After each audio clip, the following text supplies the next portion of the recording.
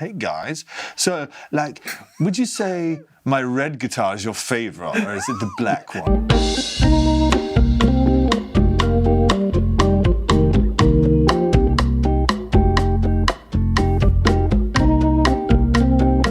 If I had to summon you using the dark arts, what 3 objects would I need to place on the altar? A pair of Adidas trainers would work. A Man City scarf. Yeah. And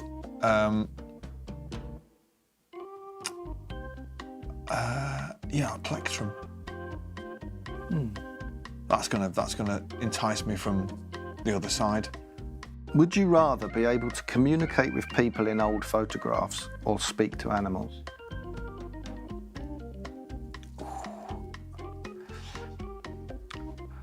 I wouldn't be very interested in the life of a dog or a cat. No dog that I've ever fucking met anyway. So I'm looking at old photographs. World War II stuff you could talk to. No, John Lennon. Like, all right, mate. Fucking hell. Nice one. So you wouldn't want to talk to a dolphin? Dolphin? No. Well, they can't talk. It's just going... Yeah, but you'd be able to talk to it. Well, in their language? Just, yeah, you better communicate with it. All right, mate, what have you been up to? Fuck off, what have you been up to? I'm just on holiday. What's going on in there? Nothing, just swimming about. I mean, boring. Animals are boring. Have you made more money in the last 10 years Yes. from your solo stuff or in the last 5 years from Oasis stuff? Well, Oasis was a license to print money, so I've made less. Yeah, Oasis is still, it'll never die, thankfully. And it's still a source of great joy to me, particularly as I wrote all the songs. So it never gets old, I'm afraid. If you were a cop and you and your partner found a dead body in a sewer, would you rather have the job of going to tell the dead person's family or handle lugging the body out of the sewer? I'd go and tell the family. That'd be the easiest option, wouldn't it? I want to get covered in shit of a fucking dead person. Yeah, but that's hard, going to tell the family. Is it fuck? What's hard about that? You know what? They're complete strangers, right? Complete strangers, but like, say it's a young father. Hi, it's DC fucking Gallagher. Can it come in? What's the matter? You know your husband has been missing. Yes. Have you found him? What makes you say that? This is suspicious. I'm taking you down the station. Well, I just meant, like, have you found him? We've been hoping you'd find him. We found him in a sewer. Oh, you found him? Yes. Is he all right? No, he's dead. He's dead, as well you know. Would you lose all you've achieved in the last 10 years to have your body de-aged 20 years?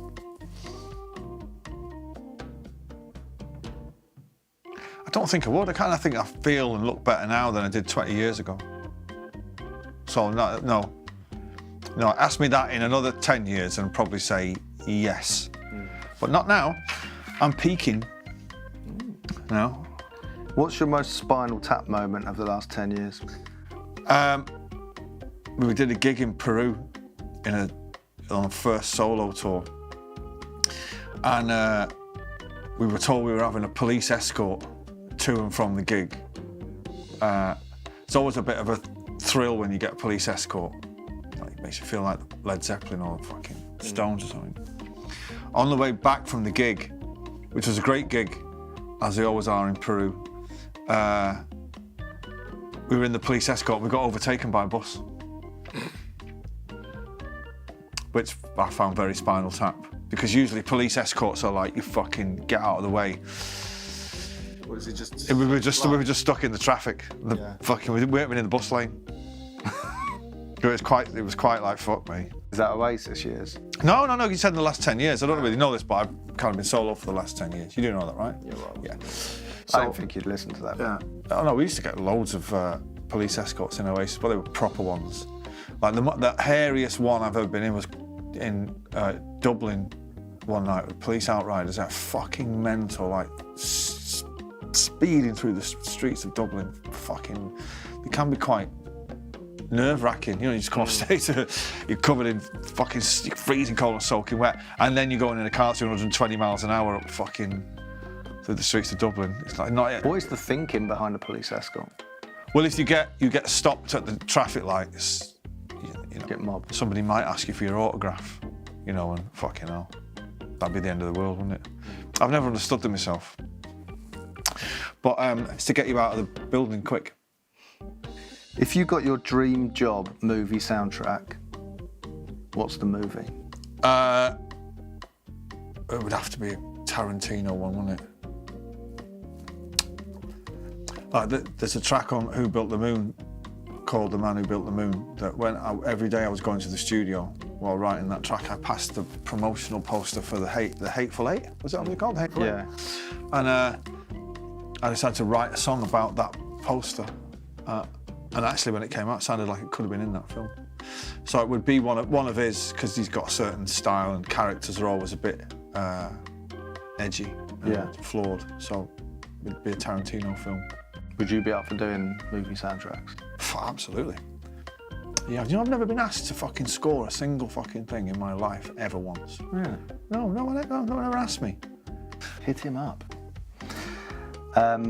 If you could only listen to music from one 10-year window, what would the 2 years be? 10?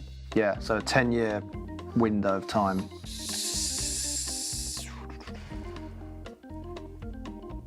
67 to 77. I think you'd get Strawberry Fields Forever and all the, you know, the Stone psychedelic stuff.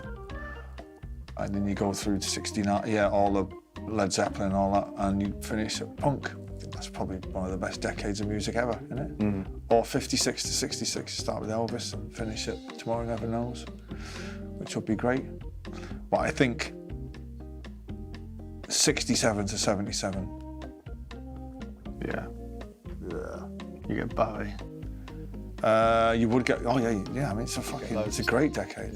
Yeah, you get the glam stuff and an early kind of, when you get punk and then Okay. What do you do with your old clothes? I hoard them all until it just becomes so fucking ridiculous. Like, you know, in Seinfeld with George Costanza's wallet.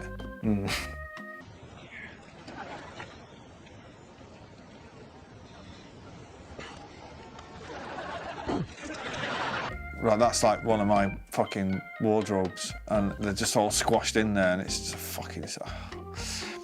I get on my fucking tits sometimes. I refuse to throw anything away, and then what I usually do is I get to the point where it's so annoying that I just do a fucking John Cleese. Right, that's it. Right, that's it.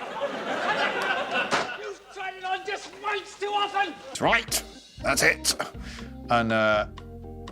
Put them all in bin bags and call my girl Daisy at the office and say, get rid of these for us. And she gets rid of them to charity shops. Wow. Yeah. A big clear out is coming soon, and I don't mean, you know, that kind of clear out. Yeah. What charity shops? Like, why don't you just... I don't know. You should put them... What, on eBay? No, it's charity, like proper charity, like so people know. Because think how much they'll make in a charity shop compared to if people knew it used to belong to you. Yeah, well, I don't. No, I'm not. No, I don't. Hey, you buy my clothes. No, I'm not into that. People would be disgusted at how small I am. Do you know what I mean? They'd hold up a T-shirt and go, "Really? Is that how big he is? That fucking little wanker." But what happens as well is I'll get to a point where I throw out the stuff that I don't need, and the minute it's gone, I'm like, where's that fucking? So we're like classic things like the parka you wore for... Oh, they're all gone. I don't hold on to. I don't really hold on to. I don't get attached to it in that way. I get attached to it like I might need it. Right. But all the stuff that I wore at Nebworth and all, that's long gone. I don't hold on to stuff like that. I don't think it's good for the soul. I think it's good to get rid of it and start again, you know. Regenerate, baby. Okay. Can you name 3 high-flying nerds? High-flying nerds in the world? Yeah, well, you know.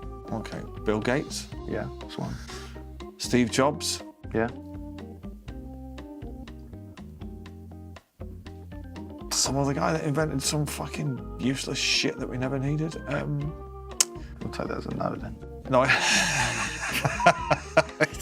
What's the difference, if any, of being in a band with all men to being in a band that includes women? With girls, the chat's a bit better in the dressing room. They will come up to you and say, "Oh, I like that top." I always get self-conscious of people saying, "I like that top."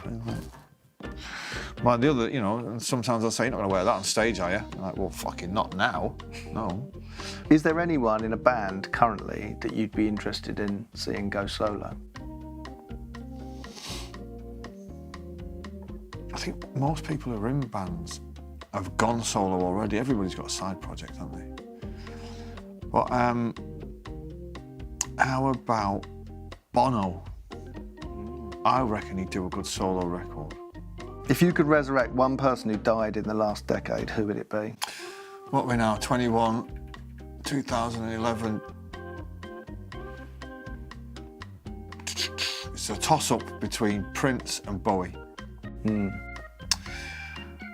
And as David Bowie signed off with 2 pretty fucking good albums, I'm gonna say Bowie.